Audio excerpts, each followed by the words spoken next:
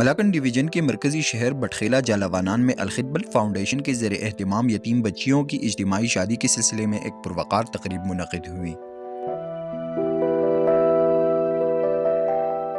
تقریب کی مہمانی خصوصی امیر جماعت اسلامی پاکستان سراج الحق نے 31 یتیم بچیوں کا نکاح پڑھایا۔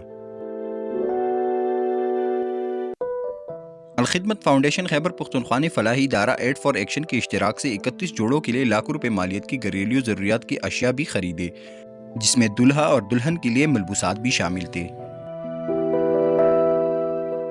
وقاص سرون، SportsStory.news